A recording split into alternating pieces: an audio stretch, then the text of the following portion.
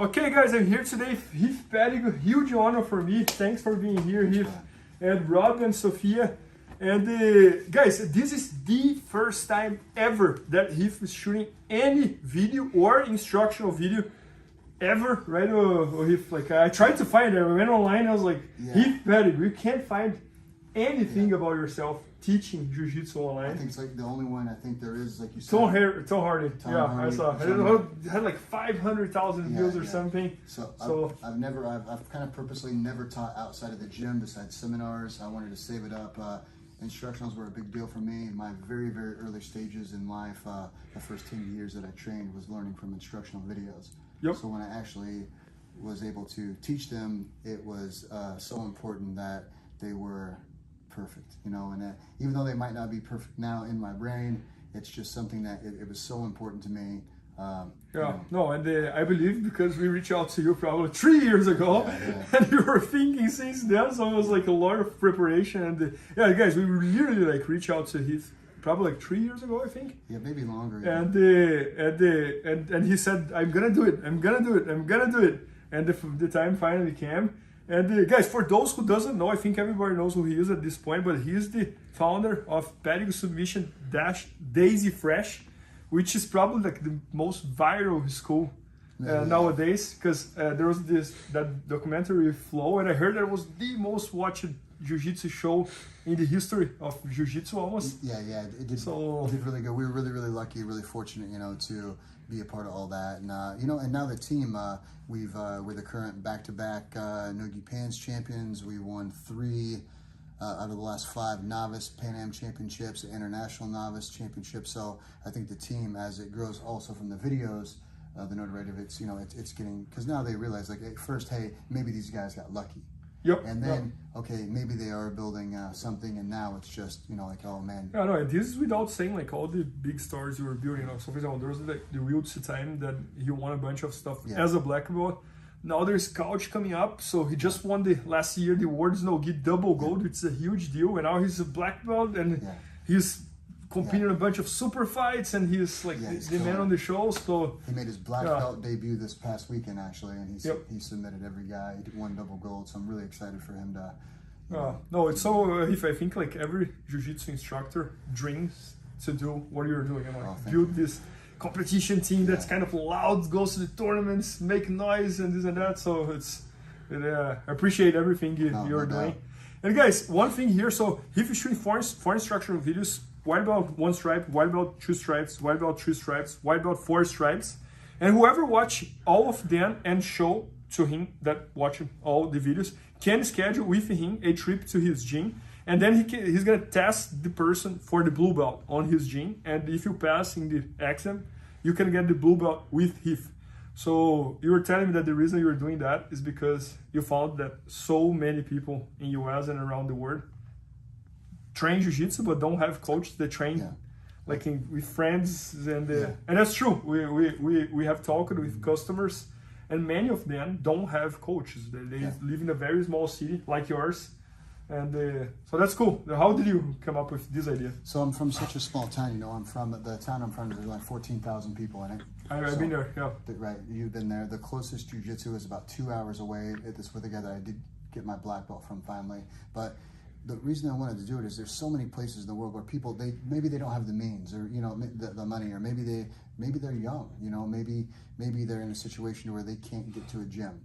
That jiu-jitsu should be for everybody. The jiu-jitsu revolution, that's what it's about. No matter where you're from, it doesn't matter who you're from or who you aren't connected to, everyone should be able to train this sport that makes all of us so happy. And we've both of us, jiu-jitsu has been our whole life, and without it I would never have got to see the things that I've gotten to see. So I don't want anyone left behind because they don't have a chance to do something. So it's like I said, that aside, it's an amazing it's the same exact program from 1st stripe to the 4th stripe, all the way to the blue belt, that I teach at the Daisy Fresh headquarters at Pettigrew Submission Fighting. So nothing's left out, nothing's being taken away. It's the real shit. Nothing where these guys aren't showing the best stuff and they're holding it for themselves. This is good stuff. It's not shrimping and warming up bullshit. It's actually stuff that you're going to be able to see, immediately do, and teach someone else how to do it. Yeah, no, I love how you really show like the little secret tricks. I think that's why you hold it for so long, because all the stuff that you showed, and guys, you can go on my YouTube channel and find for Heath. All the stuff that he shows, it's all like those little secrets that makes your technique more efficient. So today you're gonna show the no arm ankle lock, right? Yeah, no hands. No hands ankle lock. So I don't. And you almost broke my leg, parenthesis. So I don't believe that anyone should do straight ankle locks until you can tap someone out with no hands. So understanding, breaking them down, understanding the breaking mechanics and the grips, I think that's the most important thing. And I think people leave a lot of that stuff out, okay? So it's easy for, like, say, a jiu-jitsu nerd to understand some of this stuff. But breaking it down this way, this shows a person from the beginning, oh man, this is how you do it. Then when they start doing the straight ankle lock, if I can tap you without the hands, imagine what I can do with them. Yep, I agree. Right? I agree. So anyways, let's jump on it. All right, let's do it. Do one me first, and yeah. Okay guys, so we're here and we're gonna go into like an old school ankle lock position, okay? So one thing here, I'm gonna put my foot on the hip. So the way that I like to teach this is you have to make sure obviously that you're pinching. So you can take this other hand up and you can lift this up, get it really high up in your armpit, okay? So it's gonna go on the foot, old school ankle lock here, okay? So I'm going to come around. This arm doesn't have to be underneath. I'm just holding it up so you can see, okay? I'm going to John Jones elbow. You know those big flying elbows John Jones does? So we're gonna come back and I'm going to John Jones elbow your foot. So let me show something about this ankle lock real quick here, guys. One of the things that's happened over the years is people are trying to do ankle locks on the actual ankle. The problem with this is Bernardo's ankle is very strong. He walks around. When you run, there's like 1,500 plus pounds of force on your ankle. So doing this on your ankle, it's probably not gonna break. There are some people that can maybe break it, but we have to figure that out, right? Yeah. So we need to break it down with the best possible breaking mechanics. So here's what we're gonna do. If I take Bernardo's ankle and I pull his ankle out, where these two balls are, if you watch really close here, when I grab this and I pull it, it's going to slightly dislocate, okay? Once it dislocates, then it's easy for me to bend this foot and break the foot. Yep. When you go with really good guys, the first thing they do is boot, meaning they do this with their foot, and that makes it hard. Shoes on, right? Yep. And a lot of people, put the shoes on, okay? A lot of people give up on at this point. So here's what we're gonna do.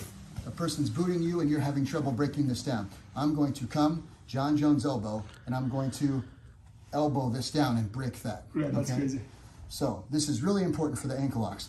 Break this down here, bend it, and now guys look, his foot is bending in this motion. So once it's bent here, now you see these little balls, we're attacking below this on the foot. So now, as soon as I get here, and you guys will understand this as you start to do it and learn these, especially in the video. Once this is here, I know now if I can get the correct grip that I can break Bernardo's foot. Okay, so here's what we're gonna do. John Jones elbow, and I want you to take your elbow and you're going to try to connect your elbow, to put it underneath your butt, and then all the pressures. I'm not gonna be able to get down there, but that's what I want you to try to do. So I'm gonna drop this down. Now all my pressure is gonna come down. My hips are gonna go forward, no hands. And it gets very tight. So you can see here, guys. So there's a little drill we do at the gym for when people are learning these ankle locks. Okay, I'm here, I grab John Jones elbow, okay, finish it out. Okay, and then when I get it, I'm going to move him. So this is how hard I'm pinching him. Bernardo's a big fella. Now I can jump right back into the no hand ankle lock, okay? And guys, look, it's bending here. So now later on, when we switch to the ankle lock, this is already much, much, much easier to finish, okay? So it's gonna come down, elbow underneath the butt, and we're coming in this. Hips forward to finish the ankle lock. Okay? Man, this is tight. They're very tight. That's crazy. Okay, you wanna give it a shot? Yes. All right. And I'm well known for being bad with footlocks. We'll fix that. It's gonna be Okay, so we're in this position. You're gonna put the foot on the hip, okay? And where it's at is not any importance. I'm gonna show in the video, I actually don't too much like the foot here. Okay. I'm gonna teach you somewhere later that you can put it where it's very safe and you can't be ankle locked back, but you can finish or score the two. Okay, so we're gonna put it on there. Okay, so here's what I want you to do. John Jones elbow. And get it up just a little bit more. So we don't want to be just on the toes. That's what people are gonna think. They're gonna think we're just bending the toes. That's not it. So bring it back up, come back up. Now go down a little bit. Now try to elbow, there you go. Okay, so now I want you to let go with that. Okay, you don't even need the ankle lock. you're gonna put both of your hands up in the air like this. Get this one back. Just put it on top. Okay, now I want you to try to put your elbow, connect it to your butt. It's already really tight. Okay, now come all the way down, and now I want you to use your hips forward and go ahead and try to break my foot. Can you see my foot? It's done. I can feel. Go I ahead. can feel. Go ahead. I can feel. Man, that's incredible. That is incredible. I have big feet too. Yeah. No, I love it how you put nicknames on things. So the John John's album, I'm never gonna forget. So when teaching, I think it's really, really important to, that's a good one that you just did, by the way. So when I'm doing things teaching-wise, I try to add stuff that I can always remember. I always struggle a little bit learning. Got it. Okay, so if I give it a little bit of extra name, it kind of makes it something that that sticks helps. in your brain. Rather, everyone doesn't learn jiu-jitsu at the same pace. Yeah, so it's no, like I agree. sometimes we need to give them a little boost, things they can remember. So when they're out there, especially if you're nervous competing, everyone can remember the John Jones elbow, right? No, I agree. Well, and for example, coach nowadays is one of the most respected leg locks in the no-gi scene. So, and he came from you. Yeah, I've been doing leg locks for a long time, so I think it's kind of, people will start to learn soon. It's like hope one day you do a leg lock dash foot lock video. We'll like see. this is gonna go too. Hey, let's see if it works out. Yeah. One more time. Anyways, Let's do that. So lift it up for the people. Grab it tight. John John's. Place hand over here. Now I can let it go. Yeah, this is tight. I can feel. Yeah, that's crazy. Yeah, they get really, really tight. And as soon as you let go, you can see, look, where your gi imprint is on the foot, just because it's such a tight. And like I said, everyone spent so much time up here that they don't realize forget about it. that's the part of the foot that's weak. This carries you around all day long. This is the part that we need. It's like toe holds. Yep. The main thing where you hear people tap, where they go tap, tap, tap, are toe holds. Yep. You know what I mean? It's because the foot is being broken rather than the ankle itself. Okay. Yeah. No, and guys, one thing that he's doing that's very cool in his videos, he has 2 white belts in the video, so he demonstrates the techniques, and then the white belts do on each cell on each other and ask him questions. And I was watching one of the clips, and it's amazing to see. Like, for example, there was one that you did the collar drag takedown. Yeah. And Rob, the first one he did was probably like 40%. The second one was 60%, 80%, and then the last one was like a black belt. So it was so cool to see the progress between like the first one and the last one. I think once you kind of find a system to where you're able to, like I said, it's for everyone. Meaning, like, once again, not for super athletes, and I can't express that enough. It's like I need to take the average person who can work at a factory or wherever, work all day, come into the gym, and then still give them the same hopes and dreams that the kid who's able to sleep on the mat and train full time has. Yep. When you're able to create a system where you can do that, keep it very minimal, the things that work. Yeah. No, I love that you were kind of taking like ordinary people, sometimes even unprivileged people, and making them heroes. Like that's amazing. Thanks, brother. But anyways, let me see the white belts doing Let's this. see it. So, Rob. Okay, who's going first? Okay, so here's what we're gonna do. Okay, you're gonna pop that up, foot on the hip. Okay, and here's what we want. Lift that up so they can see it. And now this elbow is gonna come back and it's gonna be right about there. Okay, so you're gonna get that back, drop that elbow, hands up so everyone can see them. Now I want you to try to put your elbow underneath your butt. You're gonna go all the way to your side, okay? Hands up, and now you're going to use your hips. Pull back and use your hips, okay? And then... That was a good one. Are you okay? Yeah, it was a good pop. I heard a pop there. Oh, are you okay? Oh. Okay, so it's, like it's really, really tight, okay? Okay, do it again. Are you sure you're good? Yeah. All right, okay. All right, so break it down, hands out. So there's no ankle lock grip. It's just the breaking mechanics. Here, hips are gonna come forward, and there's the tap. It's really, really good, okay? So let's see how that foot looks. And you can see up here now, guys, where the foot's being attacked rather than up here on the ankle, okay? And he only had it for a couple seconds and then broke her foot. Okay, now redemption. Okay, so put it in there. Yeah, foot over, go back behind. And guys, the foot placement isn't really important. Right now, let's just put this one on the outside.